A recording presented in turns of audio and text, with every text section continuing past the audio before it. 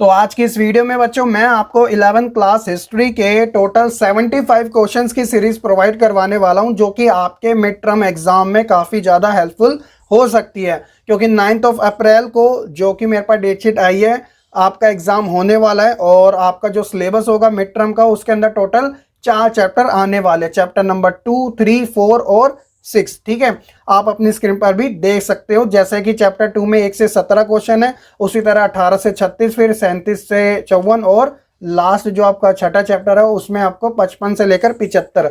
तो कुछ इस टाइप के क्वेश्चंस होंगे जिसके अंदर आपको 1 मार्क वाले, 3 मार्क वाले और 8 मार्क वाले क्वेश्चन देखने को मिलेंगे। सो अगर आप चैनल पे नए हैं और पहली बार इस वीडियो को देख रहे हैं तो बच्चों जरूर सब्सक्राइब करके बेल नोटिफिकेशन प्रेस कर देना, ताकि आपको आने वाली हर एक लेटेस्ट वीडियो की अपडेट मिल सके।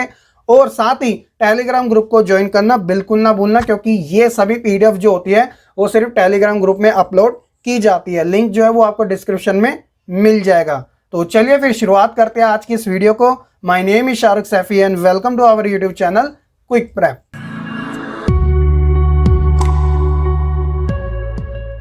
शुरुआत करते हैं बच्चों चैप्टर नंबर 2 के साथ, जिसका नाम है लेखन कला और शहरी जीवन।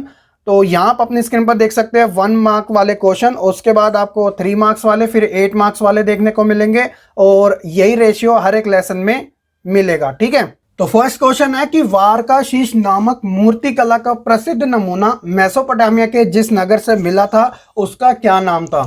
तो उसका नाम था बच्चों उरुक। उसी तरह क्वेश्चन नंबर 2 है कि वर्तमान समय में मेसोपोटामिया किस देश का भाग है? तो इसका आंसर है इराक। क्वेश्चन नंबर 3 है कि मेसोपोटामिया के लोगों ने एक वर्ष को कितने महीनों में बांट रखा था? जैसे आज के समय है 12th मंथ, यानी 12 महीने। क्वेश्चन नंबर 4 है, ये काफी ज्यादा इंपॉर्टेंट है, कि मेसोपोटामिया की सबसे पुरानी ज्ञात भाषा कौन सी थी? तो उसका नाम है सुमेरियन। क्वेश्चन नंबर 5 है कि उर नगरों में घरों के बारे में जो प्रचलित अंधविश्वास थे उनमें से आपको एक बताना है। तो एक एग्जाम्पल के तौर पे ये माना जाता था, अगर घर की जो दहलीज है ऊंची उठी हो तो वह दौलत लाएगी। ये एक ऐसा अंधविश्वास माना जाता था। क्वेश्चन नंबर 6 है कि मेसोपोटामिया में एक पत्थर की मुद्रा बनाने वालों को पत्थर उकेरने के लिए किस धातु के औजार की आवश्यकता होती थी? तो इसका आंसर है कांसा, यानी कि ब्रॉन्ज। तो बच्चों ये तो थे आपके 1 मार्क वाले क्वेश्चन, जो कि ऑलरेडी मैंने आपको एमसीक्यू सीरीज में भी बताए थे। अब बात करते हैं बच्चों 3 मार्क्स वाले क्वेश्चंस की। तो सबसे पहले क्वेश्चन नंबर 7 है कि क्या यह कहना सही होगा कि खानाबदोश पशु चारक निश्चित रूप से शहरी जीवन के लिए खतरा थे? तो इसके बारे में आपको 3 पॉइंट लिखने पड़ेंगे, ये मैंने आपको चैप्टर में समझाया भी था। ठीक है, उसी तरह काफी ज्यादा इंपॉर्टेंट है, क्योंकि ये आपके चैप्टर की थीम है कि मेसोपोटामिया में जो लेखन कला था ना उसका विकास कैसे हुआ था। तो ये प्रक्रिया आपको बतानी पड़ेगी। क्वेश्चन नंबर 9 है कि इराक जो है वो भौगोलिक विविधता वाला देश है, उदाहरण की सहायता से आपको समझाना है। तो आपको यहाँ पर 3 पॉइंट नहीं, बिल्कुल 8 से ज्यादा पॉइंट मिल सकते हैं इफ अगर आप वो वाली वीडियो देख लोगे जब मैंने आपको चैप्टर समझाया था। ठीक है, बहुत सारे पॉइंट जिक्र किए थे आपके साथ। क्वेश्चन नंबर 10 है कि दक्षिणी मेसोपोटामिया में कृषि जो है वो कई बार संकटों से गिर जाती थी। तो इसके लिए कौन कौन से जो कारक थे वे उत्तरदायी थे, उनके बारे में आपको बताना है। और काफी फेमस क्वेश्चन है और मैंने बहुत बार आपके साथ डिस्कस भी किया है कि उर नगरों की आपको विशेषताएं बतानी है। ये क्वेश्चन को आप 8 मार्क्स में भी इंक्लूड कर सकते हो। उसी तरह जैसे उर नगर की पूछी जा सकती है, तो आपसे बेबीलोन नगर की मुख्य विशेषताएं भी पूछी जा सकती है एग्जाम के अंदर। और 13वां क्वेश्चन जो है कि श्रम विभाजन किस प्रकार शहरी जीवन की विशेषता थी, आपको इसके बारे में स्पष्ट करना है। और जो लास्ट है वो भी आप 8 मार्क वाले में इंक्लूड कर सकते हो कि मेसोपोटामिया के अंदर जो परिवार और विवाह के नियम थे ना उनकी आपको पुष्टि करनी है। तो ये आपके सेकंड चैप्टर से रिलेटेड 3 मार्क्स वाले क्वेश्चन थे, ऑलरेडी काफ़ी फिल्टर करके आप बच्चों के लिए प्रोवाइड करवाए हैं। तो अगर आप इन्हें भी कर लेते हो तो डेफिनेटली है कि इनसे बाहर आपका कुछ नहीं आता। So that is a reason कि मैंने आपको चैप्टर वाइज ही क्वेश्चंस प्रोवाइड करवाए हैं, ताकि आपको इतनी सी भी प्रॉब्लम फेस ना करना पड़े। चलिए अब बात करते हैं 8 मार्क्स वाले क्वेश्चन की, जिन्हें हर बच्चों को नीड होती है और एग्जाम में इंपॉर्टेंट भी है, इसमें कोई दोहराई भी नहीं है। तो देखिए काफ़ी लिमिटेड ही क्वेश्चन है 8 मार्क्स वाले, और मैं आपके लिए अलग से सीरीज भी लेके आया हूँ। ऑलरेडी मैंने 4 पार्ट कवर करा दिए 8 मार्क्स वाले, जिसके अंदर टोटल 20 क्वेश्चन कवर हो चुके हैं और लास्ट पार्ट आपका जल्दी आने वाला है, जो कि स्पेशली चैप्टर नंबर 10 और 11 से रिलेटेड ही होगा। ठीक है, तो आप अगर वो भी देख लेते हो तो सभी क्वेश्चन आपके कवर हो जाएंगे और आंसर भी आपको आराम से मिल जाएंगे। ठीक है बच्चों, तो यहाँ पर हम बात करते हैं क्वेश्चन नंबर 15 की, जिसमें बात की गई है कि जो मेसोपोटामिया है वहाँ के शहरी जीवन के आपको मुख्य विशेषताएं बतानी है। और उसी तरह मेरा फेवरेट क्वेश्चन है कि दक्षिणी मेसोपोटामिया के जो शहरी जीवन की जानकारी है उन्हें आपको बताते हुए वहाँ के मंदिरों के निर्माण और उनके बढ़ते हुए महत्व के ऊपर प्रकाश डालनी है। ये आपसे 8 मार्क्स में पूछा जा सकता है। और लास्ट जो है, जैसे कि मैंने आपको 3 मार्क्स वाले में डिस्कस किया था कि मेसोपोटामिया के उर नगर की मुख्य विशेषताएं बतानी है। तो ये सभी क्वेश्चन मैंने आपको 8 मार्क की सीरीज में करवा रखे हैं काफ़ी अच्छे तरीके से। अगर आप कर लेते हो तो आपके लिए बहुत ही ज़्यादा अच्छा है। और कुछ बच्चे पूछते रहते सर इनके आंसर नहीं है, तो देखिए ऑलरेडी मैंने इतना सारा कंटेंट आपको प्रोवाइड करवा रखा है। हैंड रिटन नोट्स हो गए, चाहे आपके कंटेंट से रिलेटेड चैप्टर हो गए, और साथ ही 8 मार्क की सीरीज़ वाले, 1 मार्क की सीरीज़ वाले। तो होशियार बच्चा वही है मेरी नज़र में तो जो सारी चीज़ें एक एनालिटिक तरीके से कवर कर सके, क्योंकि अगर आप खुद सर्च करके सारी चीज़ों को कवर करोगे तो इससे होगा क्या कि जो आपका माइंड है वो काफ़ी रन करेगा और आपको एक अच्छी समझ भी देगा कि मुझे कहाँ से कितना पढ़ना है, ताकि जो मेरा एग्ज़ाम है वो काफ़ी अच्छा हो सके। बाकी ये सारी एडिशनल हेल्प तो मैं आपके लिए कर ही रहा हूँ। तो ये थे हमारे चैप्टर नंबर 2 से रिलेटेड 1 मार्क, 3 मार्क और 8 मार्क्स वाले क्वेश्चन। तो यहाँ पर बच्चों चैप्टर नंबर 3 को पढ़ने से पहले आपके लिए एक छोटी सी इंफॉर्मेशन जो कि मैं हर वीडियो में आप बच्चों को प्रोवाइड करवाता हूँ। तो आपका अपना टेलीग्राम चैनल है जहाँ पर नोट्स जो है वो प्रोवाइड करवाए जाते हैं, और ये जो चैनल है वो एब्सोल्युटली फ्री है। आपको क्या करना है, डिस्क्रिप्शन में लिंक अवेलेबल है, क्लिक करके ज्वाइन करना है बस। इफ़ अगर वो क्लिक इनवैलिड बताता है तो कोई दिक्कत की बात नहीं है, क्योंकि बहुत सारे बच्चों के साथ ये प्रॉब्लम हो रही है और वो मुझे कमेंट भी करते रहते हैं। तो आपको सिंपली करना क्या है कि टेलीग्राम ऐप में जाना है और जो ऊपर साइड आपको सर्च बार दिखता है वहाँ पर बस क्विक प्रेप लिख देना है और ये वाला लोगो शो हो जाएगा। बस क्लिक कीजिएगा, ज्वाइन कीजिएगा और गैलरी में जाके जिन सब्जेक्ट की आपको PDF चाहिए वो आप इजीली डाउनलोड कर सकते हैं। चलिए अब बात करते हैं चैप्टर नंबर 3, जिसका नाम है रोमन साम्राज्य। मतलब कि 3 महाद्वीपों में फैला हुआ साम्राज्य वो रोमन साम्राज्य ही था। तो सबसे पहले वही 1 मार्क वाले क्वेश्चन। तो क्वेश्चन नंबर 18 है कि रोम के सम्राट ऑगस्टस का जो शासनकाल था वह किस नाम से जाना जाता था, ये आपको बताना है। और ऑगस्टस से रिलेटेड आपके 1 मार्क में भी और 3 मार्क्स में भी क्वेश्चन पूछे जा सकते हैं, तो आप जरा ध्यान रखना, ये काफ़ी हॉट क्वेश्चन है। तो इसका जो करेक्ट आंसर है वो है शांति के लिए। ठीक है, उनका जो साम्राज्य था वो शांति के लिए फेमस हुआ था। क्वेश्चन नंबर 19 है कि रोमन साम्राज्य में मुख्य परिवार माना जाता था, तो ये भी मैंने आपके साथ ऑलरेडी डिस्कस कर रखा है, तो वो है एकल परिवार यानी कि न्यूक्लियर फैमिली। क्वेश्चन नंबर 20 है कि रोमन साम्राज्य में सबसे बढ़िया किस्म की जो अंगूरी शराब थी वो कहाँ से आती थी, तो इसका आंसर है कैंपेनिया से। उसी तरह क्वेश्चन नंबर 21 है कि एम्फोरा क्या था, तो एम्फोरा एक प्रकार का बच्चों कंटेनर था। उसी तरह क्वेश्चन नंबर 22 है कि चीनी लोगों का वाचिन से क्या अभिप्राय है। ध्यान दीजिएगा, वाचिन है, ताचिन नहीं है, वाचिन है। तो इससे अभिप्राय था जो बाहरी चीनी थे यानी बृहद चीन लोग। ठीक है, उसी तरह क्वेश्चन नंबर 23 है कि मिस्र में साक्षरता के बारे में बताने वाले जो औपचारिक दस्तावेज थे वह कहाँ लिखे हुए पाए गए थे, तो इसका जो करेक्ट आंसर है वो है पेपायरस पर। पेपायरस क्या होता है, एक प्रकार का पौधे से बना ही मोटा कागज होता है। ठीक है, उसकी थिकनेस थोड़ी मोटी होती है। क्वेश्चन नंबर 24, ये क्वेश्चन आप बच्चों के लिए मैं छोड़ रहा हूं, तो आप कमेंट में बता देना। ऑलरेडी मैंने आपको बता भी रखा है चैप्टर को समझाते वक्त कि ड्रेसल क्या होता है। ठीक है, इंपॉर्टेंट है।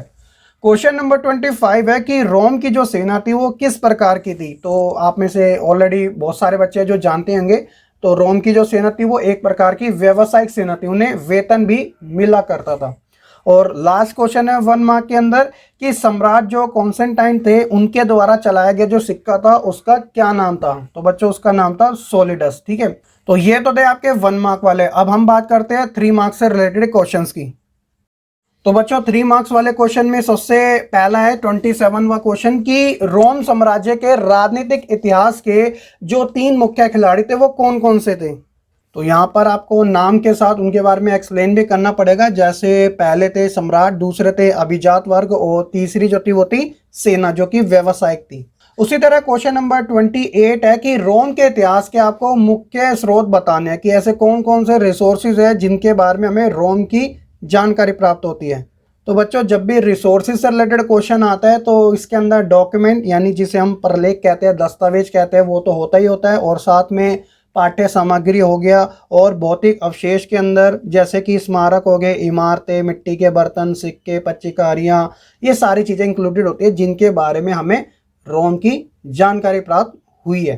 क्वेश्चन नंबर 29 है कि रोम साम्राज्य के संदर्भ में आपको प्रिंसिपेट के बारे में बताना है और इसके अंदर सम्राट और सेनेट की क्या भूमिका थी या फिर क्या स्थिति थी। ठीक है, तो आप जानते हैं प्रिंसिपेट किसका था, ऑगस्टस का ही था, उन्हीं के बारे में, जो कि एक शांतिपूर्वक साम्राज्य था और इनके अंदर आपको सम्राट सेना की स्थिति बतानी है। क्वेश्चन नंबर 30 है कि रोम संदर्भ में नगर जो थे वो क्या थे और साथ ही वहाँ के नागरिक तथा शहरी जीवन की भी आपको विशेषताएं बतानी है। क्वेश्चन नंबर 31 है कि रोमन साम्राज्य एक मिलीजुली सांस्कृतिक विविधता वाला साम्राज्य था, कैसे, इसके बारे में आपको बताना है। तो मिलीजुली सांस्कृतिक से मतलब ये होता है कि बच्चों जहाँ पर अनेक भाषाएं बोली जाती हो, वेशभूषाओं के अंदर विविधताएं पाई जाती हो, लोग तरह तरह के भोजन करते हैं, साथ ही सामाजिक संगठन के रूप भी अलग अलग होते हैं और बस्तियों के अंदर जो रूप देखने को मिलते हैं वो भी अलग अलग देखने को मिलते हैं, लेकिन उनके अंदर जो भावना होती है वो एकता की होती है। तो उसे हम मिलीजुली सांस्कृतिक विविधता वाला देश मानते हैं, साम्राज्य मानते हैं, जैसे आज के समय हमारा भारत है। ठीक है, तो यहाँ पर भी अलग अलग जाति के, धर्म के, वेशभूषा के, भाषा के लोग पाए जाते हैं, लेकिन सबके अंदर राष्ट्रवाद की भावना उत्पन्न रहती ही है हमेशा। क्वेश्चन नंबर 32 है कि उन कारणों का आपको वर्णन करना है जो कि रोम साम्राज्य के पतन के कारण बने। तो सिंपल सा रोमन साम्राज्य के पतन के कारण ही आपसे पूछ रहे हैं। और लास्ट क्वेश्चन है कि तीसरी शताब्दी के अंदर रोमन साम्राज्य को काफ़ी तनाव का सामना करना पड़ा था, उसके कारणों की आपको विवेचना करनी है। तो हर जगह से उसके ऊपर आक्रमण हो रहा था, तभी तो उसका पतन हुआ था, उसके बारे में आपको बताना है। तो ये आपके 3 मार्क्स वाले क्वेश्चन थे रोमन साम्राज्य से संबंधित। और अब हम बात करते हैं 8 मार्क्स वाले क्वेश्चंस की। यहाँ पर क्वेश्चन नंबर 34 को पढ़ने से पहले बच्चों, अगर आपको ये वीडियो पसंद आ रही हो और आपको कुछ लगता है कि ये सर जो है वैल्यूएबल चीज़ प्रोवाइड करवा रहे हैं, तो आप वीडियो को लाइक करना बिल्कुल ना भूलेगा, क्योंकि आपके लाइक करने से ये जो वीडियो है वो यूट्यूब का जो एल्गोरिथम है उन बच्चों के पास पहुँचाता है जो आप ही की तरह तैयारी कर रहे हैं। लेकिन ये होता है कि सर्च के अंदर इतनी वीडियो नहीं आ पाती, तो अगर आप लाइक कमेंट शेयर करते हो तो इन चीज़ों से उनके पास भी रिकमेंडेड करता है यूट्यूब जो आप ही की तरह पढ़ रहे हैं। तो चलिए, क्वेश्चन नंबर 34 में बात की गई है कि रोम के समाज के अंदर जो पारिवारिक जीवन था उसकी आपको मुख्य विशेषताएं बतानी है और साथ ही जो स्त्रियों की स्थिति थी उसका भी उल्लेख करना है। तो अभी हाल फिलहाल में मैंने 8 मार्क्स वाली सीरीज के अंदर जो पार्ट 4 था आई थिंक, उसमें मैंने इसके बारे में बताया भी था। ठीक है, क्वेश्चन नंबर 35 है कि रोम के साम्राज्य के अंदर जो सामाजिक श्रेणियां है ना उनका आपको वर्णन करना है। और लास्ट जो क्वेश्चन है वो काफ़ी इंपॉर्टेंट है और वो भी मेरा फेवरेट है कि परिवर्ती पूरा काल से आप क्या समझते हो या क्या अभिप्राय है और इस अवधि के अंदर कौन कौन से धार्मिक तथा प्रशासनिक परिवर्तन हुए थे। तो धार्मिक परिवर्तन के अंदर तो ईसाईकरण ज़्यादा हुआ था और प्रशासनिक परिवर्तन के अंदर 2 सम्राटों का नाम आता है, एक था डायक्लिशियन और दूसरे थे कॉन्स्टेंटाइन, और दोनों के बारे में मैंने आपको बता रखा है, तो आप देख लेना बच्चों। ठीक है, तो ये आपके 8 मार्क्स वाले क्वेश्चन थे चैप्टर नंबर 3 से रिलेटेड। अब हम बात करेंगे चैप्टर नंबर 4 की, जो कि है इस्लाम का उदय एवं विस्तार। चैप्टर नंबर 4 इस्लाम का उदय और विस्तार। तो सबसे पहले वही 1 मार्क वाले क्वेश्चन। तो क्वेश्चन नंबर 37 में कहा गया है कि पैगंबर मोहम्मद साहब का संबंध जो था वो किस कबीले से था। तो इसका आंसर है वो है कुरैश कबीला। ठीक है, क्वेश्चन नंबर 38 है बच्चों की होली लैंड के नाम से किसे जाना जाता है। तो इसका करेक्ट आंसर है वो है जेरूसलम। तो यहाँ पर बच्चों मैं एक नहीं आपको 2 बताऊंगा। जैसे सबसे पहले है कूफा और उसके बाद बसरा, ये कहाँ पर है, इराक के अंदर। और उसी तरह मिस्र के बारे में बता देता हूँ। तो मिस्र के अंदर फुस्तान और काहिरा, तो ये जो भी है ये सारे फौजी शहर कहलाए गए थे। क्वेश्चन नंबर 40 देखिए कि अब्बासी सत्ता का जो अंत था वो किसने किया था। तो इसका करेक्ट आंसर है बुहावियों के द्वारा। ठीक है, तो ये एक सिस्टमेटिक तरीके से चला था। जैसे कि मैं छोटी सी इंफॉर्मेशन आपको बता देता हूँ कि जब पैगंबर मोहम्मद साहब के द्वारा इस्लाम धर्म की नींव रखी गई थी, तो उनके जाने के बाद जो जिम्मा संभाला था इस्लाम का, तो वो थे खलीफा। तो खलीफा कितने थे, 4, और 4 खलीफाओं में जो चौथे थे वो थे अली। तो जब अली की मृत्यु कर दी गई तो उनके बाद जो शासन संभाला था वो उम्मैद वंश ने संभाला था। उम्मैद वंश के अंदर जो शासन चला वो कुछ टाइम तक चला और उसके बाद जो सत्ता थी वो एक दवा नामक आंदोलन के तहत अब्बासियों ने ले ली और अब्बासियों के बाद जो आया था वो बुहावियों का शासन आया था। तो ये जो टाइम पीरियड था वो कुछ इस प्रकार चला था जैसा कि आपके चैप्टर में दिया गया है। ठीक है बच्चों, तो आप ये ऑर्डर याद रखना ताकि आपको कंफ्यूजन ना फेस करने पड़े। क्वेश्चन नंबर 41 है कि प्रथम खलीफा का नाम बताना है आपको, तो उनका नाम है अबू बकर। क्वेश्चन नंबर 42 है बच्चों की शाहनामा के रचयिता कौन थे, तो इनका नाम है फिरदौसी। क्वेश्चन नंबर 43 है कि खुशनवीसी किन्हें कहा जाता है, जो सुंदर लिखा करते थे। और लास्ट क्वेश्चन है 1 मार्क की सीरीज में चैप्टर नंबर 4 से रिलेटेड, वो है कि डोम ऑफ रॉक का निर्माण किसने कराया था, तो उनका नाम है अब्द अल मलिक। तो ये आपके 1 मार्क से रिलेटेड थे। अब हम बात करेंगे 3 मार्क्स से रिलेटेड क्वेश्चंस की। तो 3 मार्क्स में क्वेश्चन नंबर 45 है कि इस्लाम धर्म की आपको मुख्य विशेषताएं बतानी है। क्वेश्चन नंबर 46 है कि खिलाफत संस्था का निर्माण और इसकी मुख्य विशेषताएं क्या थी, उनके बारे में आपको बताना है। क्वेश्चन नंबर 47 है कि उम्मैद वंश की स्थापना किन परिस्थितियों में हुई थी।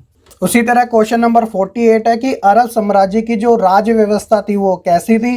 49 काफ़ी ज़्यादा इंपॉर्टेंट है, ये आप मार्क कर लीजिएगा कि रोम साम्राज्य की वास्तुकलात्मक रूपों में इस्लामिक जो वास्तुकलात्मक थी वो कैसे भिन्न थी, उसके बारे में आपको बताना है। यानी कि जो आर्किटेक्चर जो डिज़ाइन थे वो किस तरीके के बनाए गए थे। जैसे एग्जांपल के तौर पे चर्च हो गया और मस्जिद के डिज़ाइन हो गए, दोनों में क्या डिफरेंट था, और उसी तरह अलग अलग प्रकार की कलात्मक चीज़ें। ठीक है, क्वेश्चन नंबर 50 है, ये भी इंपॉर्टेंट है कि मध्यकालीन इस्लामिक जगत में आपको शहरीकरण की मुख्य विशेषताएं बतानी है। और लास्ट क्वेश्चन है वो 3 धर्म युद्धों के बारे में आपको बताना है। काफ़ी शॉर्ट तरीके से बताना है, ज़्यादा बड़ा नहीं लिखना है। चैप्टर में मैंने आपको थोड़ा बड़े तरीके से बताया, लेकिन 3 मार्क्स के अकॉर्डिंग आपको लिमिटेड ही लिखना है। ठीक है बच्चों, तो ये थे आपके 3 मार्क्स वाले क्वेश्चन। अब बात करते हैं 8 मार्क्स वाले।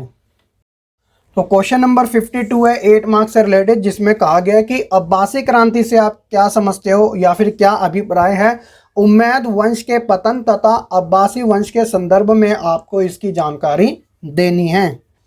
ठीक है, क्वेश्चन नंबर 53 है, हालांकि ये 3 मार्क्स वाले में भी इंक्लूड किया है मैंने। तो इस्लाम धर्म के धार्मिक विश्वास बताने कि वो कौन कौन से थे, तो काफ़ी सारे पॉइंट आपको आसानी से मिल जाएंगे। तो ये आपका चैप्टर नंबर 4 इस्लाम का उदय और विस्तार से रिलेटेड 1 मार्क, 3 मार्क्स और 8 मार्क्स वाले क्वेश्चन थे। और अब हम बात करते हैं अपने लास्ट चैप्टर की, जो कि है चैप्टर नंबर 6, जिसका नाम है 3 ऑर्डर, यानी कि 3 वर्ग। तो ये है हमारा चैप्टर नंबर 6, 3 वर्ग यानी 3 ऑर्डर। तो क्या आप मुझे कमेंट करके बता सकते हो कि 3 ऑर्डर के अंदर कौन कौन इंक्लूडेड था। हालांकि आपको पता होगा, लेकिन लिखने में क्या जा रहा है, ताकि आपको एक अच्छा रिमाइंडर भी हो जाए। ठीक है, तो 1 मार्क वाले क्वेश्चन है बच्चों, जिसमें सबसे पहला आपको क्वेश्चन नंबर 55 देखने को मिलेगा, जिसमें कहा गया है कि फ्रांस के राजाओं का अपनी प्रजा के साथ जुड़ाव किस प्रथा के कारण था। तो ये क्वेश्चन एग्जाम में बहुत पूछे जाते हैं। तो ये था आपका वैसलेज, एक प्रकार की ट्रीटी थी, यानी कि संधि थी, जो कि राजाओं को उनकी प्रजा के साथ जोड़े रखती थी। क्वेश्चन नंबर 56 है, काफ़ी इजी है कि फ्रांस का आपको एंशियंट नाम बताना है, यानी कि प्राचीन नाम, तो वो है गौल। क्वेश्चन नंबर 57 है कि ओबे शब्द को सीरिया से लिया गया है। हालांकि आपको ये बता दिया है कि ये शब्द सीरिया से लिया गया है, लेकिन आपको जो बताना है इसका मीनिंग बताना है, अर्थ। तो इसका अर्थ है बच्चों वो है ओबे का मतलब होता है पिता, यानी अब्बा। ठीक है, क्वेश्चन नंबर 58 की श्रेणी या फिर गिल्ड से क्या अभिप्राय है। तो बच्चों यह एक प्रकार का जो उत्पाद होता है, यानी जो प्रोडक्ट होता है, उसकी क्वालिटी, उसकी बिक्री, उसके प्राइस, इनके ऊपर नियंत्रण रखती है। ठीक है, और अब आते सारे जो क्वेश्चन देखने को मिलेंगे वो एक ना एक तो एग्जाम में जरूर पूछा जाने वाला है आपसे, तो सभी आपको कर लेने हैं। तो सबसे पहले है 59 वाला क्वेश्चन कि टैली क्या होता है।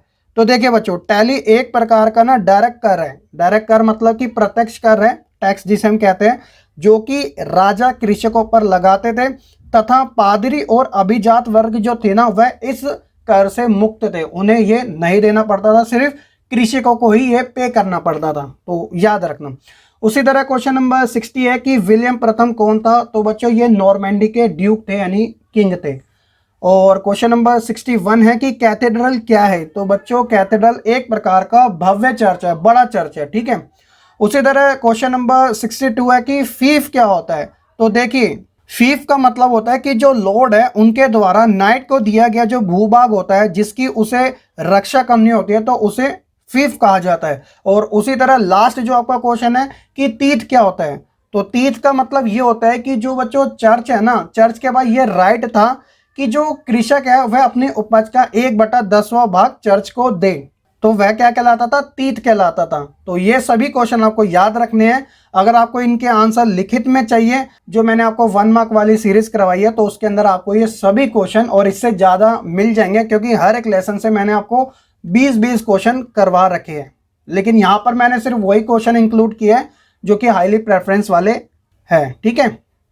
तो ये सब थे हमारे 1 मार्क वाले। अब बात करते हैं 3 मार्क्स वाले क्वेश्चन की। तो सबसे पहले क्वेश्चन नंबर 64 है कि सामंतवाद से आप क्या समझते हैं और इसकी आपको आर्थिक विशेषताएं बतानी है। तो सामंतवाद, जिसे इंग्लिश में फ्यूडलिज्म कहा जाता है, आपसे एग्जामिनर फ्यूडलिज्म ही पूछ सकता है हिंदी में, तो ये भी आपको याद रखना, जो कि एक जर्मन शब्द है। इसका मीनिंग होता है भूमि का एक टुकड़ा। क्वेश्चन नंबर 65 ये आपका टेक्स्ट बुक क्वेश्चन है, तो इसे तो आपको वैसे ही नहीं छोड़ना, क्योंकि जो आपकी मैम होती है या सर जो होते हैं, क्योंकि पेपर वही बनाते हैं, तो इसलिए वो टेक्स्ट बुक जो क्वेश्चन होते हैं वो आपको एक न एक जरूर देते हैं एग्जाम में। तो फ्रांस के सर्फ और रोम के दास के जीवन की आपको दशा की तुलना करनी है। दोनों ही की जो दशा थी वो खराब थी, हालांकि कुछ चीज़ों में जो कृषक थे उन्हें कुछ सहायता प्राप्त भी थी। उसी तरह क्वेश्चन नंबर 66 है कि लॉर्ड और नाइट के आपसी संबंधों के बारे में चर्चा करनी है। तो अभी एक क्वेश्चन आया था ना इसके बारे में। क्वेश्चन नंबर 67 है, ये भी काफ़ी पॉपुलर है कि मेनर प्रणाली के बारे में आपको बताना है, ठीक है। और क्वेश्चन नंबर 68 है कि राष्ट्र राज्यों के विकास में किन तत्वों ने सहायता पहुंचाई और इन राज्यों में विकसित राजनीतिक व्यवस्था का वर्णन करना है। क्वेश्चन नंबर 69 है कि मध्यकालीन यूरोप में भिक्षुओं के जीवन और मठवाद का वर्णन करना है। क्वेश्चन नंबर 70 है कि मध्यकालीन यूरोप के तीसरे सामाजिक वर्ग अर्थात किसानों के जनजीवन की मुख्य विशेषताएं बतानी है आपको। तो तीसरे वर्ग के अंदर किसान ही शामिल थे, तो आपसे किसी भी तरीके से पूछ सकता है एग्जामिनर। क्वेश्चन नंबर 71 है कि इम्पोर्टेंट है, क्योंकि सामंतवाद के बारे में पूछा गया कि इसका डिक्लाइन यानी कि पतन किस कारण से हुआ था या किन कारणों से हुआ था। तो आपको 3 क्या 8 से ज़्यादा मिल जाएंगे, एक बार आप देख लेना।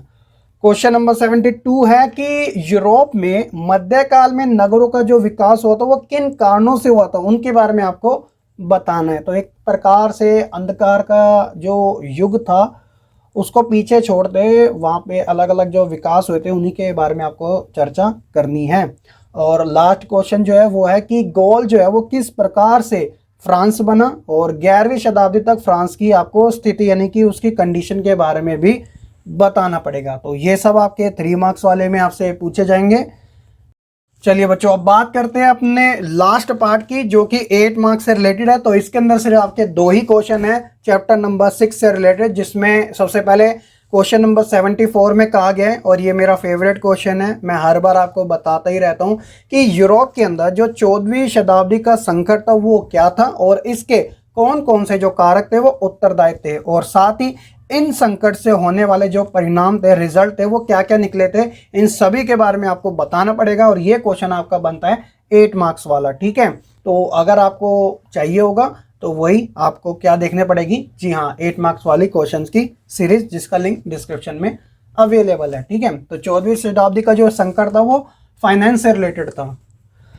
क्वेश्चन नंबर 75 है, जो कि हमारे आज की इस वीडियो का लास्ट क्वेश्चन है, और हाल ही फिलहाल में मैंने आपको बताया था इसके बारे में कि 11वीं शताब्दी में यूरोप में होने वाले जो नए प्रौद्योगिकी परिवर्तन थे ना, उनकी आपको विवेचना करनी है और इन सबसे क्या परिणाम निकले थे उसी के बारे में आपको बताना है। जैसे एक छोटे से एग्जाम्पल के तौर पे कि इस काल के दौरान की जो पहले खेती होती थी वो लकड़ी से, जो मिट्टी होती थी वो ज़्यादा नहीं उखड़ पाती थी, तो लकड़ी की जगह क्या आ गया था, लोहे का इस्तेमाल किया जाने लगा था, जो कि काफ़ी भारी नोकीला होता था, जो कि मृदा को उखाड़ सकता था। और इन सब का परिणाम ये हुआ कि वहाँ पे उत्पादन तेजी से फैलने लगा। तो ये सब चीज़ें आपको उसमें लिखने पड़ेगी।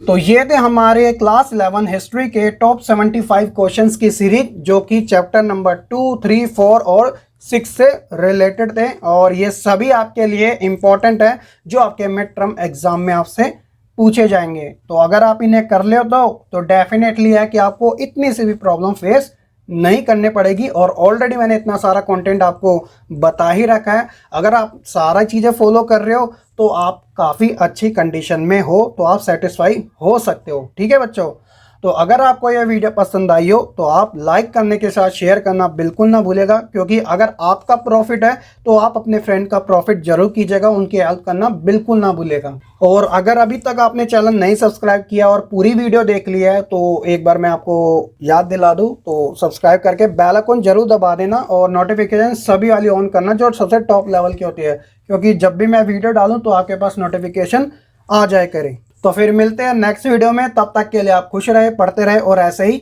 आगे बढ़ते रहे। खत्म। Bye bye, tata, goodbye, गया।